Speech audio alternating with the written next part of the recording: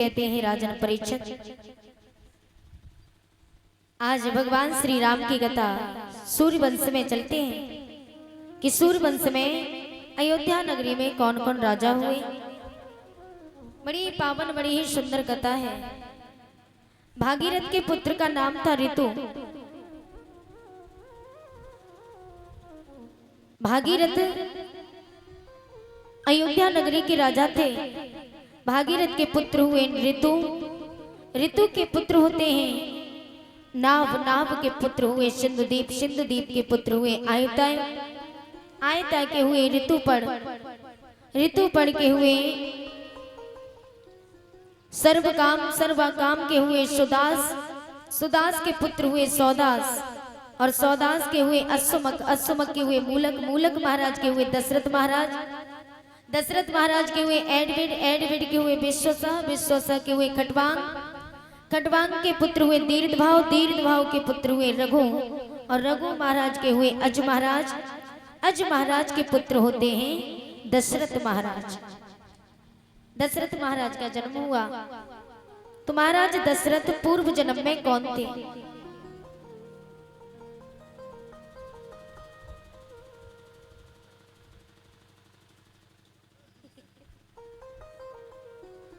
श्री राधे।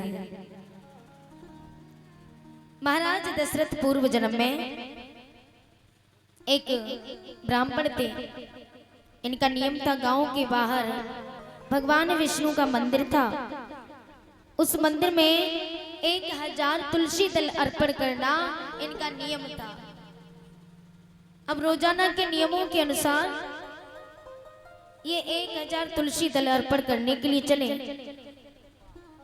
उसी मंदिर में एक राक्षसी रो रही थी। राक्षसी रो करके भगवान से प्रार्थना करती है, प्रभु न जाने मैंने ऐसा कौन सा पाप किया जो मुझे इस जन्म में राक्षसी बनना पड़ा। भगवान आपसे निवेदन है कि आप मेरा उद्धार करें। ब्राह्मण देव बड़े ही दयालु थे। अब ब्राह्मण देव जिस समय भगवान के दरबार में 1000 तुलसी दल अर्पण करते, 1000 तुलसी दल अर्पण करते समय भगवान से कहा, प्रभु मैं अपना सारा पुण्य आपके चरणों में अर्पण करता हूँ, लेकिन आप इस दुखिया का दुख दूर कर दीजिए। भगवान उसी मंदिर में प्रकट हो गए। भगवान ने कहा कि मैं इस राक्षसी का उद्धार तो कर दूंगा, ये भगवान विष्णु कह रहे हैं, लेकिन याद रखना अगले जन्म में यही राक्षसी कौशल्या बनकर के आएंगे और आप दशरथ बनकर के आओगे और मैं इसी राक्षसी के गर्भ से राम अवतार लेकर के आऊंगा। बोली विष्णु भगवान की। ब्राह्मण देव बड़े प्रसन्न हुए। विमान आया तो विमान में बैठ करके वो राक्षसी भगवान के परम धाम को चली जाती है। भगवान भी अंतर ध्यान हो गए। उसी समय उसी मंदिर में महाराज जो ब्राह्मण थे उन्होंने भी अपने प्राणों को त्याग दिया। अगला जन्म हुआ तो अगले जन्म में आकर के वही राक्षसी कौशल्या बनकर के आई। महाराज वो ब्राह्मण अज महाराज के पुत्र दशरथ बनकर के आए और वो राक्षसी माता कौशल्या बनकर के आई हैं जो भानुमंत की पुत्री थी। भानुमंत की 2 पुत्रियां थी, कौशल्या मैया और सुमित्रा। ये दोनों सगी बहनें थी, भानुमंत की पुत्रियां थी। दोनों का विवाह महाराज दशरथ के साथ में हुआ, लेकिन कोई संतान नहीं होती। तीसरा विवाह महाराज दशरथ ने कैकेयी के साथ में किया। अब माता कैकेयी कश्मीर के राजा अश्वपति की पुत्री थी, लेकिन कैकेयी माता पूर्व जन्म में एक भिक्षु नाम के ब्राह्मण थे, इनकी पत्नी थी। तब इनका नाम कलाहा था और कलाहा अपने पति से घृणा करती थी, ये प्रेम नहीं करती थी। इसलिए इनके पति ने दूसरा विवाह कर लिया तो कलाहा को सहन नहीं हुआ और ये जहर खा करके मर गई। जहर खा के जिस समय अपने प्राणों को त्यागा तो 4 जन्म तक अधोगति में पड़ी रही। 5वें जन्म में आकर के जन्म मिला, तभी ये कश्मीर के राजा अश्वपति की पुत्री बन करके आई। बोली विष्णु भगवान की। इस प्रकार आज समय व्यतीत होता गया। समय व्यतीत होने के बाद माता सुमित्रा के गर्भ से कन्या ने जन्म लिया। तब उसका नाम शांता पड़ा। शांता को राजा रोमपाद ने गोद ले लिया। बड़े होने पर इन्हीं शांता का विवाह श्रृंगी ऋषि के साथ में किया। श्रृंगी ऋषि एक हिरण से पैदा हुए थे। इनके शीश पर 2 सींग थे, इसलिए इनका नाम श्रृंगी ऋषि पड़ा। लेकिन ये श्रृंगी ऋषि भगवान श्री राम के खास बहनोई थे।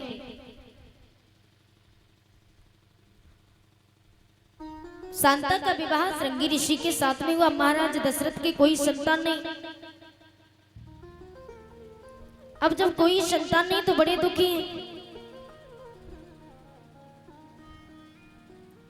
इधर दुखी मन महाराज दशरथ एक बार शिकार खेलने के लिए गए तो उधर से इंद्र सभा की ओर पहुंचे, जहां सत्संग चल रहा था इंद्र सभा में।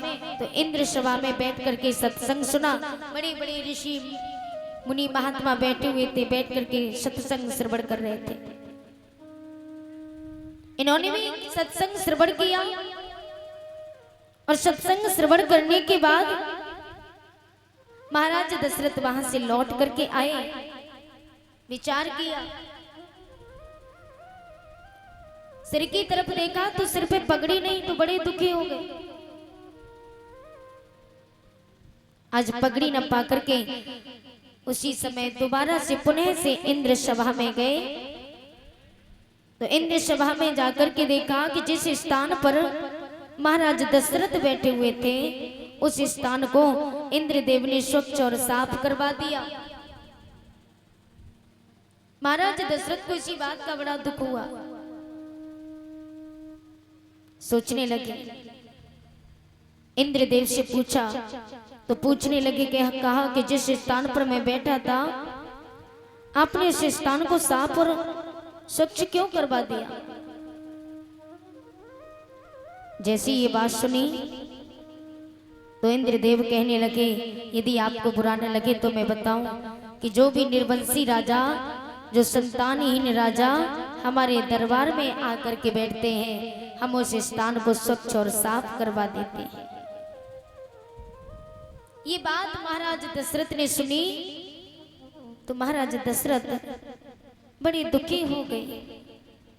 दुखी मन में लेकर के जिस समय लौट करके आए, लौटते हुए आते हुए मैया कौशल्या ने देखा तो कहा कि महाराज क्या बात है, आपके चेहरे पर इतनी उदासी क्यों है।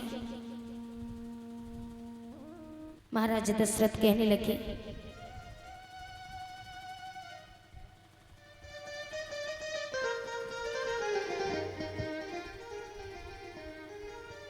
कि एक मारे भूपति मन माई, भई ग्लानि मोरे सुध नाई।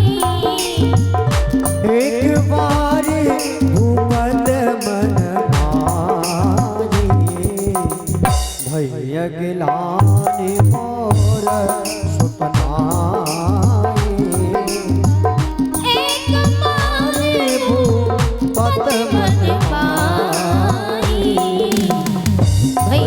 ग्लानि मोर सुध नाई।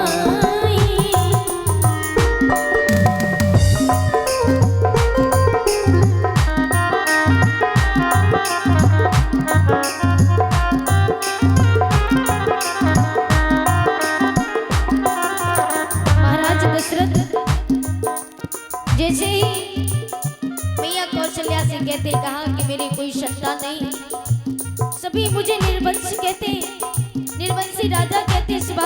दुख होता है। मैया कौशल्या ने कहा महाराज चिंता मत करो, यदि भगवान ने चाहा तो हमारे घर में एक नहीं बल्कि कई पुत्र जन्म लेंगे, इसलिए आप चिंता मत करो। मैया कौशल्या धैर्य धारण कराती हैं।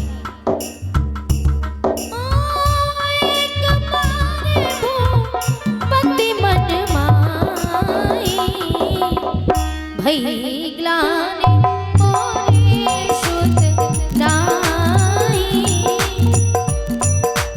हरि भूपत मन माही, भैया गिलानी मोर सुत नाही।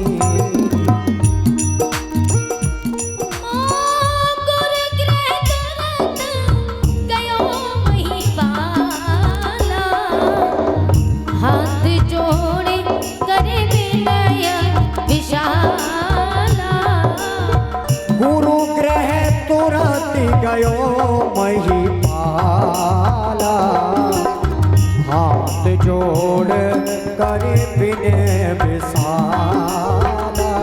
मैया कौशल्या ने जिस समय महाराज दशरथ को समझाया, कहा कि आप चिंता मत कीजिए, यदि भगवान ने चाहा तो हमारे घर में पुत्र अवश्य होगा, इसलिए आप चिंता मत कीजिए और धैर्य धारण करो। उसी क्षण महाराज दशरथ गुरु के पास में जाते हैं और गुरु से हाथ जोड़ करके कहा कि गुरुदेव मेरे कोई संतान नहीं है। गुरु वशिष्ठ देव ने महाराज दशरथ से कहा दशरथ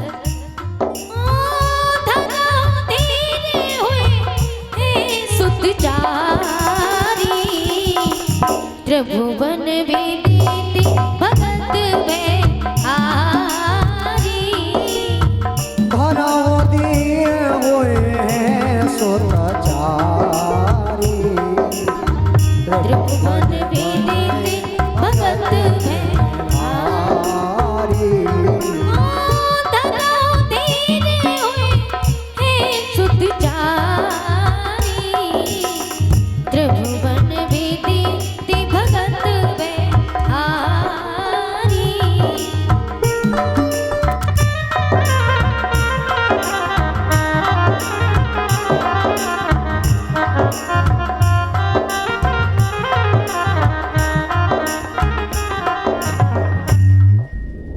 महाराज दशरथ गुरु के पास जाते हैं।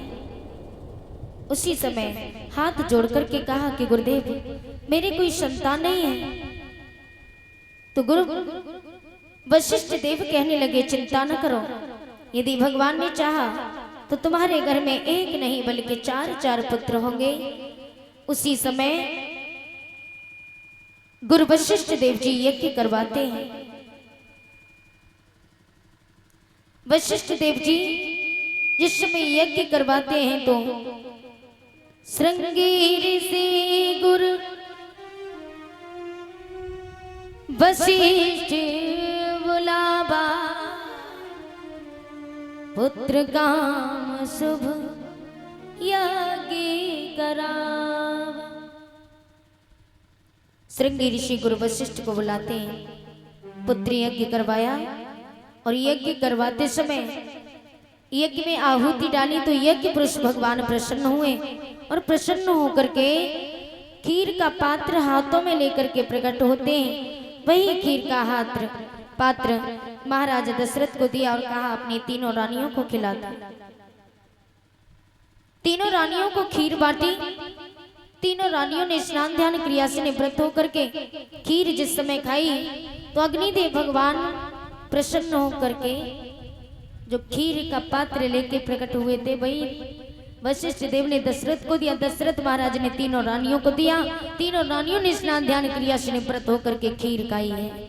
बोली विष्णु भगवान की। धीरज भैया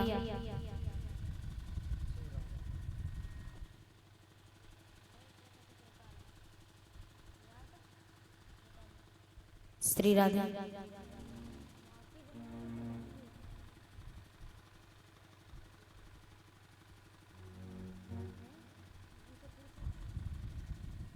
श्री राम।